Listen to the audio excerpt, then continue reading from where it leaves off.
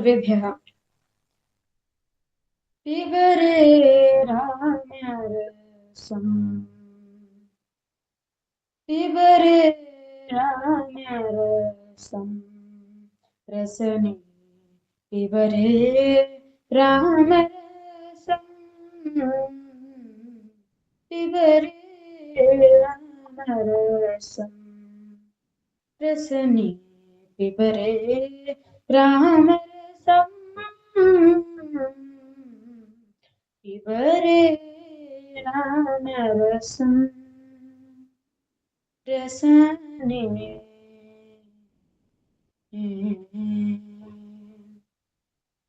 दूरीकृत पातकसंसर्गम् पूरितनानाविध फलवर्गम्, दूरीकृत पातकसंसर्गम् पूरितनानाविध फलवर्गम्, पिबरे रामरसम्, रसने पिबरे रामरसम्, पिबरे रामरसम्, रसने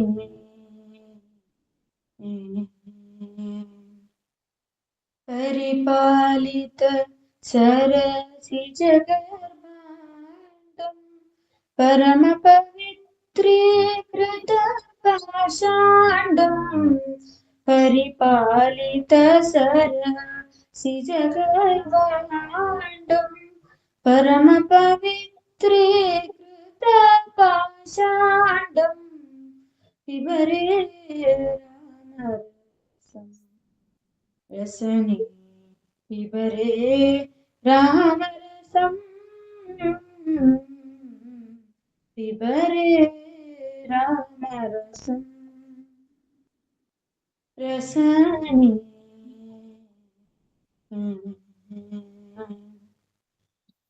जनन मरण भय शोक विदूरम् सकल शास्त्र निगमागमसारम्, जनन मरण भय शोक विदूरम् सकल शास्त्र निगमागमसारम्, पिबरे रामरसम्, रसने पिबरे रामरसम्, पिबरे रामरसम्, रसने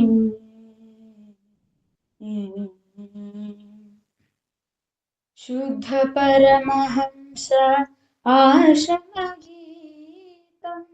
शुकशौनक कौशिकमुखपीतम्, शुद्ध परमहंस आश्रमगीतम् शुकशौनक कौशिकमुखपीतम्, पिबरे रामरसम्, रसने पिबरे रामरसम्, पिबरे रामरसम्, रामरसम्, रामरसम्, रामरसम्, रामरसम्, रामरसम्, रामरसम्।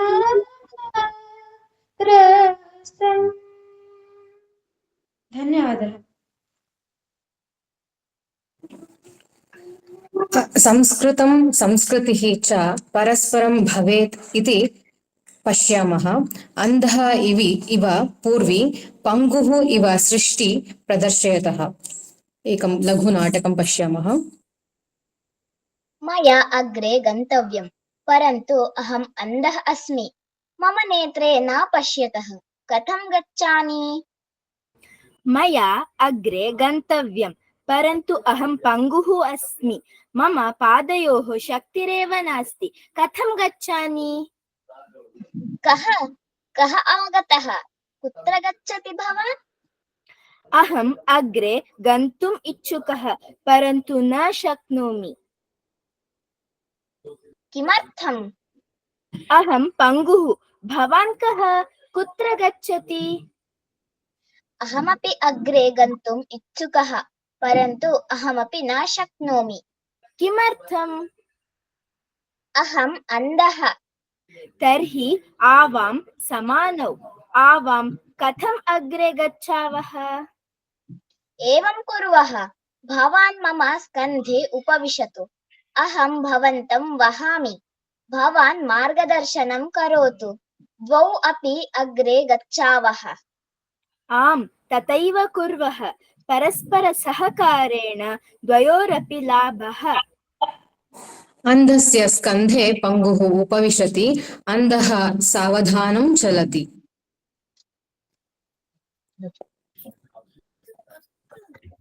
संस्कृतम्। संस्कृतिः। आम्, संस्कृतेन विना संस्कृतिः पङ्गुः, संस्कृत्या विना संस्कृतम् अन्धम्। धन्यवादाः। धन्यवादाः। इदानीं भवानी गीतं गायति। नमस्ते सर्वेभ्यः। मम नाम भवानी। मैत्रीं भजत अखिलहृजेन्द्रं। मैत्रीं भजत अखिलहृजेन्द्रं। मैत्रीं भजत अखिलहृजेन्द्रं। मैत्रीं भजत अखिलहृजेन्द्रम्। आत्मवयेव परानपि पश्यत।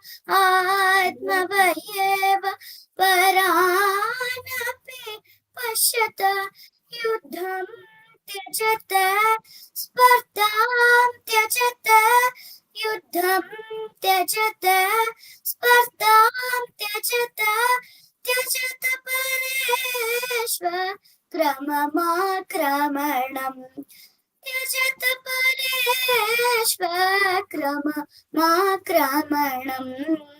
मैत्रीं भजत अखिलहृजेन्द्रम्। मैत्रीं भजत अखिलहृजेन्द्रम्।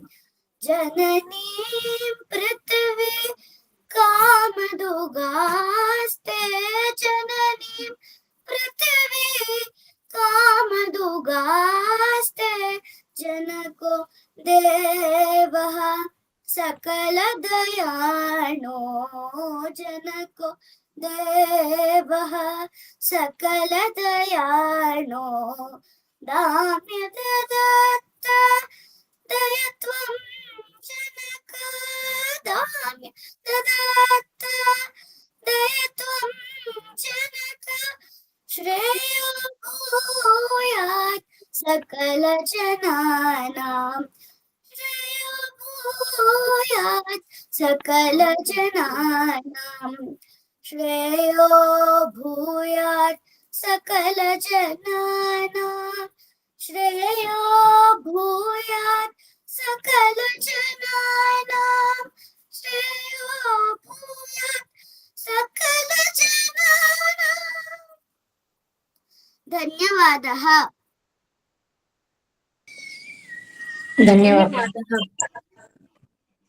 धन्यवादः भवानी। अधुना अस्माकं बलं कियत् अस्ति प्रदर्शयतः बालः इव अचिन्त्य भारतमाता इव सान्वी जकाटि।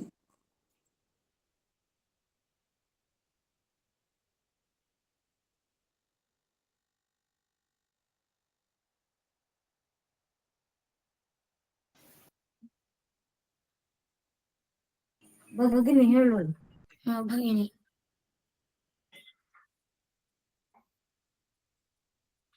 ಶುರು ಮಾಡಿದ್ರು. भगिनी ನೀವು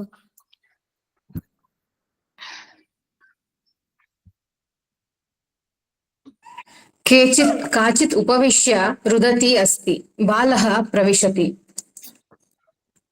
अहो काचित् माता रोदनं कुर्वती अस्ति किमर्थं स्यात् अथवा तामेव पृच्छामि अम्बा का भवती किमर्थं रोदनं करोति वत्स मां न जानासि अहमस्मि संस्कृतमाता अहो संस्कृतमाता वा वदतु भवती किमर्थं रोदिति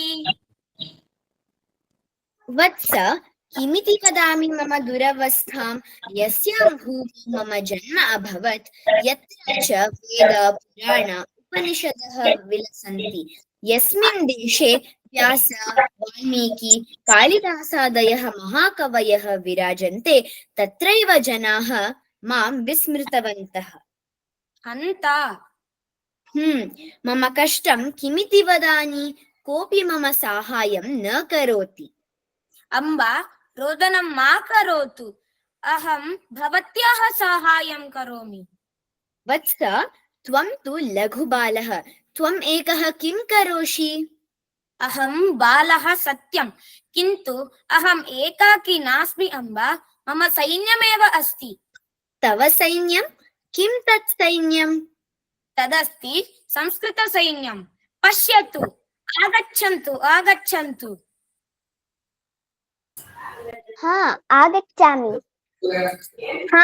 आगच्छामि सैन्यमिदं सैन्यं संस्कृतसैन्यमिदं सैन्यं कार्यमहो कार्यं संस्कृतकार्यमहो कार्यम् न धारयति शस्त्रं न कारयति युद्धं न धारयति शस्त्रं न कारयति युद्धं विनापि शस्त्रं विनैव युद्धं जयति जगत्सर्वम् विनापि शस्त्रं विनैव युद्धं जयति जगत्सर्वम्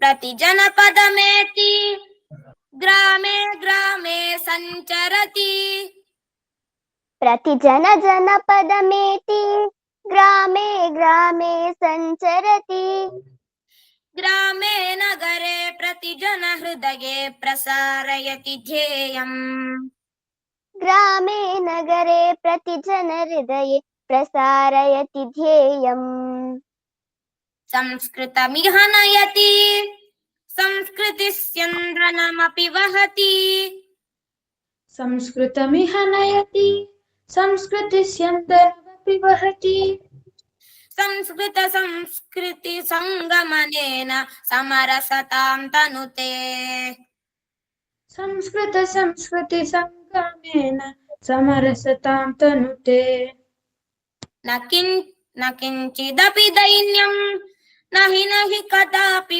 प्रतिगमनम् न किञ्चिदपि दैन्यं न हि कदापि प्रतिगमनम् प्रचण्डतर विश्वासपराणां लक्ष्यमुखं गमनम् लक्ष्यमुखं गमनम्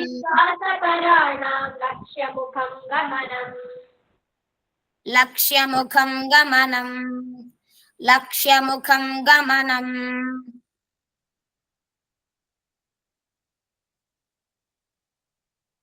धन्यवादः धन्यवादः। अधुना अस्माकं बालकेन्द्रे विद्यमानानां बालाः सर्वे मिलित्वा अमरकोशं श्रावयन्ति। अटव्यरण्यं विपिनं गहनं काननं वनं पाषाणप्रस्तरगावो पलाश्मानशिलादृशत्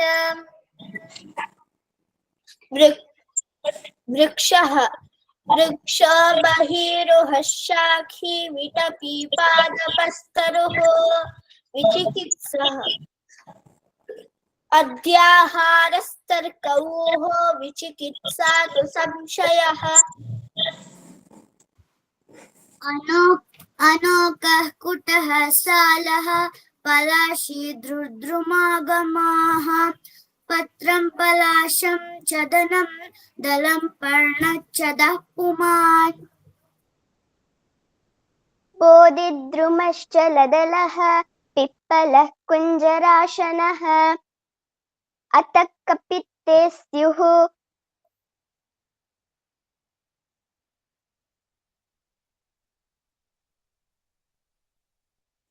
ददित्तग्राहि मन्मथाः ददितः ग्राहि मन्मताः उदुम्बरो जन्तुफलो यज्ञाङ्गो हेमदुग्धकः कोविदारो च मरिकः युगपत्रकः स्युर्जम्बीरे दन्तशठ गजम्भीरजम्भलाः पुन्नागे पुरुषस्तुङ्गः केसरो देववल्लभः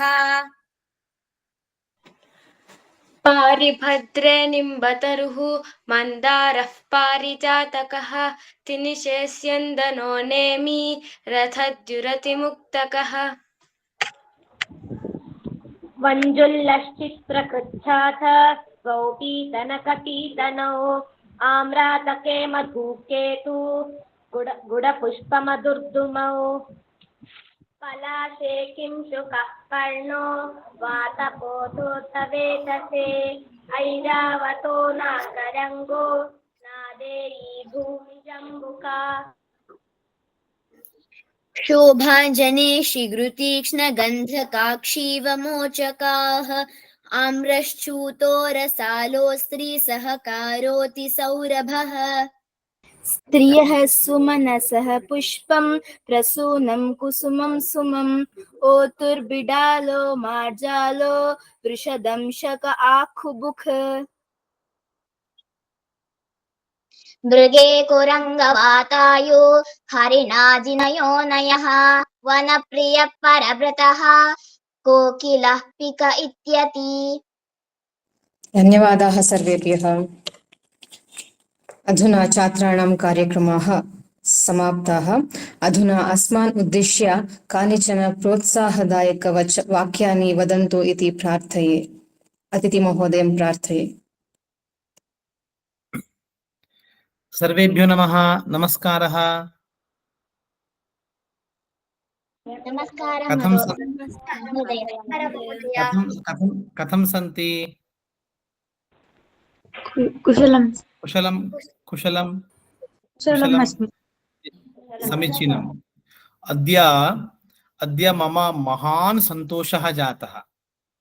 लघु बालाः अत्यन्तं स्पष्टं शुद्धं संस्कृतं भाषमाणाः सन्ति। नाम संस्कृत माता की जय वदामः वा? जय। जय। महान् सन्तोषः। वस्तुतः एकवारं भवन्तः पुष्पकरताडनं जानन्ति वा? सर्वे पुष्पकरताडनं जानन्ति वा? न जानन्ति। वृष्टिकरताडनं जानन्ति वा? केवलं करताडनं जानन्ति न वा? अहं स्पेशल किञ्चित् स्पेशल वदामि अद्य। वृष्टिकरताडनं सर्वेपि कैमरा उद्घाटयन्तु, माइक अपि उद्घाटयन्तु, माइक कैमरा ऑन कुर्वन्तु। एतत् वृष्टिकरताडनं। हस्तं गृह्णन्तु, एवं हस्तं गृह्णन्तु। अहम् 1 2 3 4 5 इति वदामि। अहम् 1 वदामि, 1 अङ्गुली, एवं 2 इति वदामि, अङ्गुलिद्वयं, 3 इति वदामि, 3 अङ्गुल्यः, 4 चतस्रः अङ्गुल्यः, 5 इति वदामि, 5 अङ्गुल्यः। अस्तु, आरम्भं कुर्मः। एकं 2 3 महती वृष्टिः, पश्यन्तु, महती वृष्टिः अस्ति। 4 5 4 3 अग्रे एकं लघुवृष्टिः लघुवृष्टिः समाप्तम्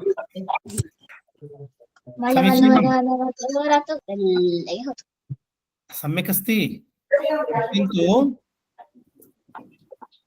भवन्तः बहुविध कार्यक्रमान् दर्शितवन्तः एतद् दृष्ट्वा अहं बहु सन्तुष्टः अस्मि अहमिति न ये ये एतादृश कार्यक्रमं पश्यन्ति ते सर्वेपि सन्तुष्टाः भवन्ति नाम बालकानां मुखारविन्दात् अमृतसदृशानि संस्कृतवचनानि इतोपि किं वदामि अहं नाम महान् आनन्दः सर्वेपि कन्नड भाषामपि जानन्ति वा जानन्ति वा आम् सर्वेषां बालकानां माता पिता पितामहः पितामही अग्रजः अनुजः अथवा अग्रजा अनुजा सर्वे पार्श्वे उपविष्टवन्तः वा पार्श्वे सन्ति वा गृहे न सन्ति वा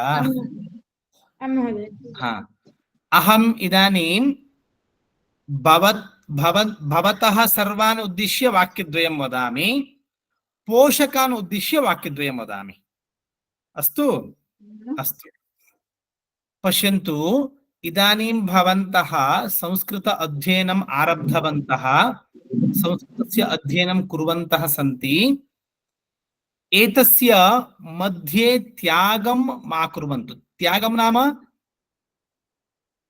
त्यागः त्यजन्ति खलु मा त्यजन्तु त्यागं मा कुर्वन्तु कारणं वदामि इदानीं किञ्चित् बालकेन्द्रे सन्ति बालकेन्द्रे अपि वयं यदा ज्येष्ठाः आस्म तदा पठितवन्तः अहं यदा पीयूसी मध्ये आसं तदा अमरकोशं पठितवान् तस्मात् पूर्वम् अमरकोशस्य नाम अपि न श्रुतवान् अहम्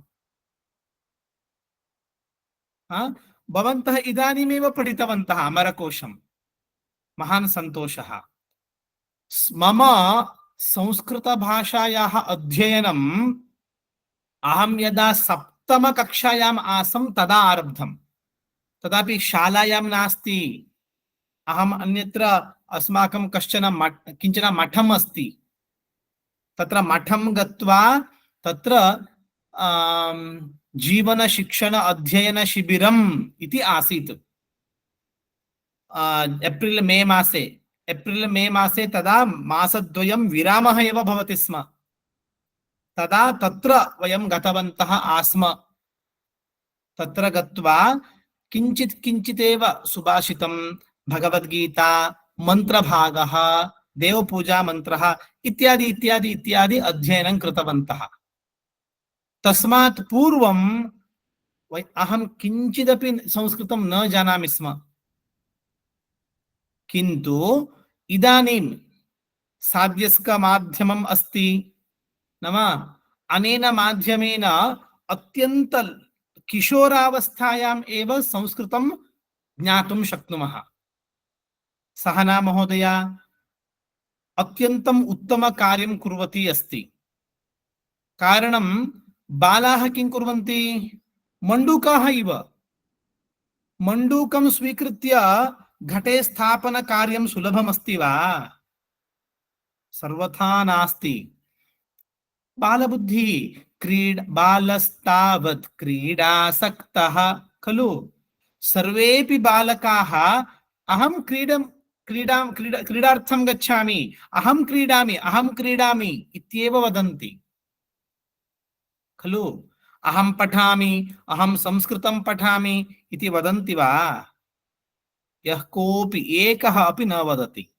किन्तु सहना महोदय आगच्छतु अहं किञ्चित् पाठयामि आगच्छतु अहं बालकेन्द्रं चालयामि आगच्छतु अहं संस्कृतपद्यं गापयामि इति सर्वान् बालकान् आहूय एकत्र सङ्घकार्यं कृत्वा एकत्र उपावेश्य संस्कृतबोधनकार्यं कुर्वती अस्ति नाम एवमेव भवन्तः अग्रे पठन्ति चेत् अल्पे वयसि एव संस्कृतज्ञानिनः भवन्ति भवन्तः शालां गच्छन्ति वा? गच्छन्तु, चिन्ता नास्ति, गच्छन्तु। डॉक्टर भविष्यति वा? इंजिनियर भविष्यति वा? अथवा कश्चन अन्यः विज्ञानी भविष्यति वा? भवतु, चिन्ता नास्ति। तेन सह संस्कृतज्ञः अपि भवतु। कारणं किम् इत्युक्ते भवन्तः एव उक्तवन्तः कारणं किम् इति। यः कोऽपि वदति वा? कारणं किम्? कारणं किम्? अरे भवन्तः एव उक्तवन्तः कार्यक्रमे, संस्कृतेन संस्कृतिः रक्षिता भवति न वा? एकः अन्धः आसीत्, एकः पङ्गुः आसीत्, कार्यक्रमं भवन्तः एव कृतवन्तः खलु। तथा एव संस्कृतेन संस्कृतिः रक्षिता भवति। यदि संस्कृतिः रक्षिता न भवति, वयं रक्षिताः न भवामः। अतः अहं भवतः सर्वान् अपि लघु लघु बालान् निवेदयामि, सम्यक् संस्कृतं पठन्तु। अस्तु? इतोपि बहु बहु बहु अवसराः सन्ति। सहना महोदयामपि अहं निवेदयामि, अस्मिन् वर्षे नाम अस्माद् वर्षात् भविष्यति, अस्मिन् वर्षे प्रथमतया अस्माकं सेंट्रल संस्कृत यूनिवर्सिटी अस्ति खलु, केंद्रीय संस्कृत विश्वविद्यालयः अस्ति खलु, विश्वविद्यालयस्य मान्याः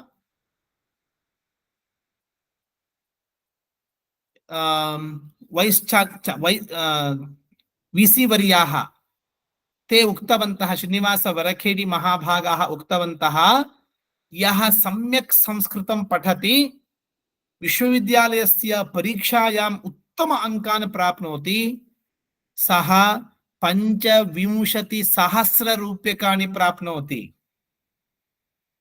25,000 कैश प्राइजेस प्राप्नोति इति। अस्तु? अतः एवं भवन्तः सम्यक् पठन्तु, पठित्वा पठित्वा पठित्वा अग्रे आगच्छन्तु। अस्तु? यदा बालाः सन्ति, यदा वयं बालाः स्मः, तदा एतादृश पठन अवसरः न आसीत्, किन्तु भवन्तः यदा बालाः सन्ति, इदानीं बालाः सन्ति, इदानीं एतादृश अवसरः अस्ति। अतः भवन्तः अग्रे अग्रे सम्यक् पठित्वा, यदा युवकाः भवन्ति तदा एतादृश अवसरः न मिलति। अतः इदानीमेव सम्यक् पठन्तु, अवसरस्य उपयोगं प्राप्नुवन्तु। अस्तु? The greatest opportunity. अस्तु? एतस्य उपयोगं प्राप्नुवन्तु। सहना महोदया सर्वेषां कृते साहाय्यं करिष्यति। किं कर्तव्यं, किं करणीयम्, अग्रे किं कर्तव्यम् इत्यादि सर्वविध बोधनं महोदया करिष्यति। अस्तु? एतत् बालकानां कृते अहं वक्तुम् इच्छामि। अहं चिन्तयामि पोषकाः संस्कृतं न जानन्ति, प्रायशः बालकाः जानन्ति। किञ्चित् जानन्ति महोदय, ते अपि परीक्षा लिखितवन्तः, परिचयः तादृशं सरला। तर्हि संस्कृतेन एव वदामि वा? वक्तुं शक्यते इति मन्ये महोदय। चिन्ता नास्ति। कन्नड भाषायां वयं वदामः, एकं किं वदामः, एका उक्तिः अस्ति, बेळेयुव सिरि मोळकेयल्लि इति। नाम एतादृश बालानां ज्ञानबोध विकासं पश्यामः चेत्, ज्ञानविकासं, ज्ञानबोधन अथवा अवगमन शैलीं पश्यामः चेत्, अहं चिन्तयामि सर्वेपि बालकाः अग्रे शास्त्राणि अपि पठिष्यन्ति। अस्तु? वयं कीदृशाः स्मः इदानीम् इत्युक्ते, केवलं संस्कृत भाषा पठनार्थं लिमिटेड कृतवन्तः। तथा केवलं मास्तु। इदानीं शास्त्र अध्ययनकर्तारः इदानीं बहु विरलाः सन्ति। अतः प्रथमं संस्कृत अवगमनम्, अनन्तरं शास्त्र अवगमनं, द्वयमपि भवतु अहमिति पोषकवर्गान् प्रति वक्तुम् इच्छामि। कारणं संस्कृत अध्ययनं द्विविधं भवति। एकं तु भाषायाः अध्ययनं, संस्कृत भाषायाः अध्ययनं, संस्कृत संभाषण अध्ययनं। संस्कृत भाषायां यत्र कुत्रापि वाक्ये दोषः न भवेत् तथा अध्ययनम् एकम्। द्वितीयम् अध्ययनं भवति संस्कृतभाषायां किं किम् अस्ति तस्य विषयांशस्य अध्ययनं। नाम संस्कृते व्याकरणम् अस्ति, ज्योतिषम् अस्ति, साहित्यम् अस्ति, दर्शनानि सन्ति, स्मृतिग्रन्थाः सन्ति, अनन्तरं विज्ञानम् अस्ति, गणितम् अस्ति, एवं भिन्न भिन्न भिन्न भिन्न विषयाः सन्ति। एवं संस्कृते यद् यद् यद् ज्ञानमस्ति तस्य ज्ञानस्य अध्ययनं भिन्नं। तस्य अध्ययनं कदा शक्यते? संस्कृत अध्ययन भाषा अध्ययनेन एव शक्यते। अहं प्रौढशालां गच्छामि, अनन्तरं पदवी विषयं पठामि, अहं डॉक्टर भविष्यामि, अनन्तरम् अहं संस्कृतस्य अध्ययनं करोमि इति चिन्तयति चेत् सर्वथा न शक्यते। वयः गतं भवति, वयः न तिष्ठति, अस्माकं वयः गच्छति खलु। इदानीमेव संस्कृतभाषा अध्ययनं कुर्वन्ति चेत् अग्रे भवन्तः शास्त्राणि अपि पठितुं शक्नुवन्ति। अस्तु, एवं किञ्चन लक्ष्यं मनसि निधाय, गोल् अस्ति खलु। केवलं पठामः, केवलम् अहं बालकेन्द्रं गच्छामि, तत्र महोदया पाठयति, अहं पठामि इत्येव मनसि न भवेत्। इदानीं बालकेन्द्रं गतवान्, विषयं सर्वमपि ज्ञातवान्, अग्रे किम्? अग्रे किम्? अग्रे अग्रे आगच्छन्तु। अस्माकं विश्वविद्यालयः उत्तमप्रकल्पान् दर्शयति। अस्तु, विश्वविद्यालये पठिष्यन्ति चेत् महान् लाभः अस्ति। तत्र सर्टिफिकेट् अपि भवन्तः प्राप्नुवन्ति। अग्रे अग्रिमकालांशे तस्य उपयोगः अपि भवितुम् अर्हति, उपयोगमपि प्राप्तुं शक्नुवन्ति। अतः बालकेन्द्रं समाप्तं वा, संस्कृत अध्ययनं समाप्तम् इति मा चिन्तयन्तु, अग्रे आगच्छन्तु पुनः। अस्तु, बहुविध अवसराः सन्ति, किन्तु सावधानाः भवन्तु, त्वरा मास्तु। अहम् इदानीमेव पठित्वा समापयामि इति मास्तु। यत् किमपि कार्यं कुर्मः सम्यक् कुर्मः, दृढं कुर्मः। अस्तु, अतः अहम् इदानीं छात्रान् अपि उक्तवान्, पोषकवर्गान् अपि उक्तवान्, मध्ये कुत्रापि अध्ययनस्य त्यागः न कर्तव्यः। कष्टं भवति। शालायाम् अहं दशमकक्षायां पठामि, परीक्षा भविष्यति, नाम सेकेंड PUC पठन् अस्मि, अग्रे नाम भवतां जीवने सेकेंड PUC अस्ति, बहु इम्पोर्टेंट अस्ति, ट्यूशन गच्छामि, अस्तु गच्छतु नाम, किन्तु संस्कृतस्य अध्ययनं मा त्यजन्तु। अस्तु, कथं मैनेज कर्तुं शक्नुमः? मनः यत्र भवति तत्र मार्गः अस्ति। नाम मन एव मनुष्याणां कारणं बन्धमोक्षयोः इति अस्ति, स्मरन्ति खलु। अतः यत्किमपि वयं कर्तुम् इच्छामः तत्र अस्माकं मनः एव कारणं भवति। अस्तु, अतः अहं भवतः सर्वान् अपि निवेदयामि, अस्मिन् कार्यक्रमे ये भागम् ऊढवन्तः तान् सर्वान् अपि पुनः पुनः अभिनन्दामि। अन्यच्च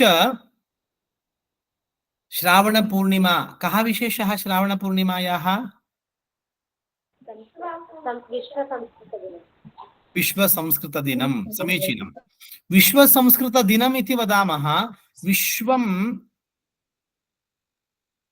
संस्कृतभाषां जानाति वा? सम्पूर्णः विश्वः संस्कृतभाषां जानाति वा? नास्ति। इदानीं महिला दिनम् इति वदामः, चिल्ड्रन्स् डे इति वदामः, सम्पूर्णः विश्वः तद्दिनं जानाति वा न वा? मदर्स् डे इति वदामः, मातृदिनम् इति वदामः, सम्पूर्णः विश्वः नाम सम्पूर्णः अपि विश्वः तद्दिनं जानाति, तद्दिनस्य महत्त्वं जानाति। नाम मातुः महत्त्वं, जनन्याः महत्त्वं कियदस्ति इति सम्पूर्णं विश्वः जानाति। तथा एव वयं विश्वसंस्कृतदिनम् इति वदामः। किं सम्पूर्णः विश्वः संस्कृतस्य महत्त्वं जानाति वा? न जानाति। यथा जानीयात् तथा वयं कर्तुं शक्नुमः वा? कुर्मः वा? अहं सिद्धः अस्मि, भवान् सिद्धः अस्ति वा? भवती सिद्धा अस्ति वा? कुर्मः। विश्वसंस्कृतदिनं यथा वयं वाचा वदामः तत् अग्रे कार्ये कुर्मः। शक्यते वा? शक्यते? अस्तु, विश्वसंस्कृतदिने शुभे दिने शुभे मुहूर्ते अस्तु वयं निश्चयं कुर्मः, अहं संस्कृतं सम्यक् पठिष्यामि। संस्कृतं पठिष्यामि केवलं संस्कृतमेव पठिष्यामि इति आग्रहः इति नास्ति, अन्यदपि पठन्तु, चिन्ता नास्ति, किन्तु निश्चयेन संस्कृतं पठिष्यामि। यथा वेदवाक्ये अस्ति, निष्कारणेन षडङ्गो वेदो अध्येतव्यो ज्ञेयश्च। नाम कारणं नास्ति। भवान् किमर्थं संस्कृतं पठति? यः कोऽपि अन्यः पृच्छति इति चिन्तयतु। तत्र अहं पठामि चेत् कापि हानिः अस्ति वा? अहं पठामि, मम आत्मसन्तोषः आवश्यकः, अहं पठामि।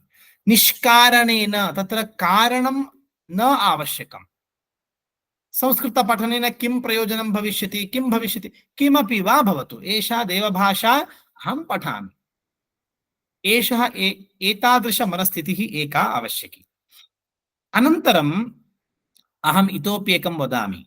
यः कोऽपि किमर्थं संस्कृतं पठति इति प्रश्नं पृच्छति चेत् एवम् उत्तरं वदन्तु। इति उक्त्वा अहं समापयामि। अस्तु, एकं विषयम् उक्त्वा समापयामि। यः कोऽपि तथा अहं संस्कृतं पठामि इति वदति चेत् यः कोऽपि पृच्छति एव, नाम किमर्थं संस्कृतं पठति, तदा वदतु, पश्यतु, संस्कृतम् इति वदन्ति खलु, सं प्लस् कृतं संस्कृतं, सम्यक् समीचीनं। सं प्लस् कृतम् इस् इक्वल् टु संस्कृतम् इति वदामः। अरे सं प्लस् कृतम् इस् इक्वल् टु संकृतम् इति भवेत्। मध्ये सकारः कुतः आगच्छति?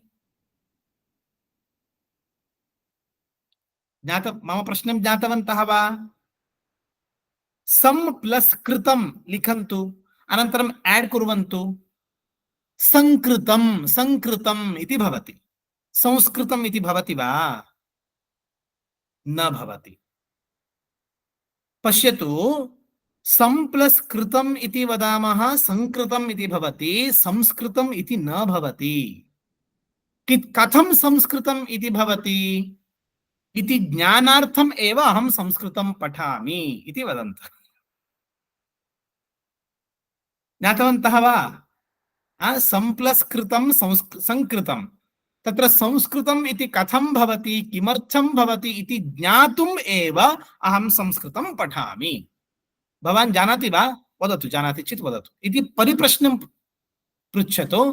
पुनः सः किमर्थं संस्कृतं पठति इति न पृच्छति। न वा?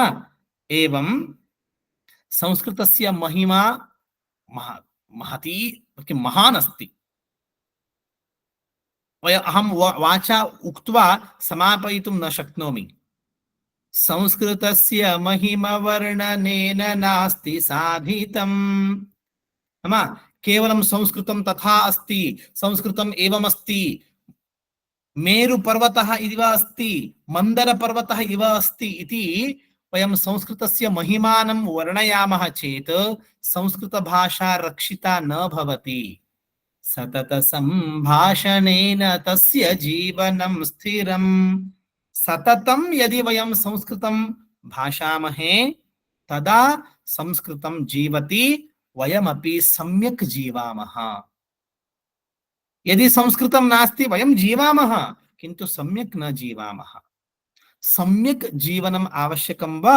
संस्कृतं पठन्तु, संस्कृतिम् अनुसरन्तु, तदा संस्कृतं संस्कृतिः च अस्मान् रक्षति। अस्तु, एवं धन्यवादाः। अहम् एतावदुक्त्वा विरमामि। एतावत्पर्यन्तं मम कृते अवसरं दत्तवती अस्ति सहना महोदया। बालकेन्द्रस्य अस्मिन् कार्यक्रमे माम् आहूय मम आनन्दस्य कारणम् अभवत् सहना महोदया, भवन्तः सर्वे अपि। अतः भवतः सर्वान् अपि पुनः पुनः अभिवन्दामि। मम वचनात् विरमामि। नमस्काराः, धन्यवादाः। भवतः आगमनमेव अस्माकं भाग्यं महोदय। मम इच्छा अपि तदेव अस्ति। 6 मासपर्यन्तं ते सर्वे सम्यक् पठित्वा तत्र आगामि चक्रे ते सर्वे अत्र कोर्स् स्वीकरणीयम् इति मम इच्छा अपि अस्ति। अहमपि उक्तवती। अस्तु, बहु सन्तोषः महोदय, बहु धन्यवादाः। महान् सन्तोषः। अनन्तरं ये पोषकाः पुत्रीं च प्रेरयन्ति तेभ्यः अपि हार्दिकधन्यवादाः च। इदानीं बहवः पोषकाः किं कुर्वन्ति, अन्यत्र यत्र कुत्रापि अन्यविधकार्यक्रमाः भवन्ति तत्रैव प्रेरयन्ति न वा, किन्तु अस्माकं संस्कृतिसम्बद्धं यत्किमपि अस्ति चेत् तत्र न प्रेरयन्ति पुत्रान्। अत्र पोषकाः पुत्रान् सन्मार्गे प्रवर्तयन्ति इति तु महान् सन्तोषः विषयः। अतः पोषकाः अपि अभिनन्दनीयाः एव। अस्तु, धन्यवादाः। अत्र आलोकः इति अस्ति खलु महोदय, सः तु तस्मिन् ग्रामे, तेषां ग्रामे नेट्वर्क् एव नास्ति। 7 किलोमीटर् पर्यन्तं ते प्रति भानुवासरे गत्वा पोषकाः ते स्वीकरोति तं। तत्र स्वीकृत्य अत्र पाठं सः स्वीकरोति। बहु प्रोत्साहं सर्वे पोषकाः दत्तवन्तः। अहमेव नास्ति, मम शिक्षकाः अपि सन्ति। तत्रैव दिनेश महोदय अस्ति, सिन्धु भगिनी इति अस्ति, इतोपि शिक्षिका US मध्ये अस्ति, श्रीविद्या अपि। सर्वे मिलित्वा कुर्वन्तः स्मः। बहु उत्तमं कार्यं, बहु उत्तमम्। अहम् अचिन्त्यां निवेदयामि, वन्दनार्पणं वदतु इति। ओम श्री गुरुभ्यो नमः। हरि ओम। नमः सर्वेभ्यः। मम नाम अचिन्त्य शर्मा। पठत संस्कृतं, वदत संस्कृतं, लसतु संस्कृतं चिरं गृहे गृहे च पुनरपि। इदानीम् अहं धन्यवादज्ञापनं कर्तुम् इच्छामि। अद्यतनकार्यक्रमे अतिथिरूपेण अस्माकं प्रियं महोदयः राजेन्द्रभट्टः महोदयः आगतवन्तः। सः अस्मभ्यं सद्विषयान् अवदत्। तस्य कृते धन्यवादं समर्पितुम् इच्छामि। धन्यवादः। धन्यवादः महोदय। अद्यतनकार्यक्रमे भागं ग्रहीतुं साहाय्यं कृतवन्तः अस्माकं प्रियं शिक्षकाः, तेषां कृते धन्यवादं समर्पितुम् इच्छामि। अद्यतनकार्यक्रमे भागं ग्रहीतुम् अस्मान् प्रोत्साहितवन्तः अस्माकं मातापितरौ, तेषां कृते अपि धन्यवादाः। अस्माकं सर्वेषां कृते संस्कृतभारतीं प्रति कृतज्ञतां प्रकटितुम् इच्छामि, यत् एतस्य कार्यक्रमस्य आयोजनं कर्तुम् अवकाशं दत्तः। मम सर्वेषां मित्राणां कृते अपि धन्यवादाः। धन्यवादाः। धन्यवादः अचिन्त्य। अधुना एकता मन्त्रम् उक्त्वा समापयामः। यं वैदिका मन्त्रदृशः पुराणाः इन्द्रं यमं मातरिश्वानमाहुः वेदान्तिनो निर्वचनीयमेकं यं ब्रह्म शब्देन विनिर्दिशन्ति शैवायमीशं शिवैत्यवोचन् यं वैष्णवा विष्णुरिति स्तुवन्ति बुद्धस्तथार्हन् इति बौद्ध जैनाः सच्छ्री अकालेति च सिक्ख सन्तः शास्तेति केचित् कतिचित् कुमारः स्वामीति मातेति पितेति भक्त्या यं प्रार्थयन्ते जगदीशितारम् स एक एव प्रभुरद्वितीयः। ॐ सर्वे भवन्तु सुखिनः, सर्वे सन्तु निरामयाः, सर्वे भद्राणि पश्यन्तु मा कश्चित् दुःखभाग् भवेत्। ॐ शान्ति शान्ति शान्तिः। धन्यवादाः सर्वेभ्यः। अधुना घोषणं कुर्वः। सर्वे उच्चैः वक्तव्यम्। सर्वे वीडियो अपि उद्घाटयन्तु। अस्माकं भाषा सर्वेषां भाषा बालानां भाषा वदतु वदतु जयतु जयतु भारतम्। सरला भाषा संस्कृत भाषा, सरसा भाषा संस्कृत भाषा। संस्कृतेन सम्भाषणं कुरु, जीवनस्य परिवर्तनं कुरु। धन्यवादाः सर्वेभ्यः। धन्यवादाः। नमो नमः। राम राम। पुनः मिलामः।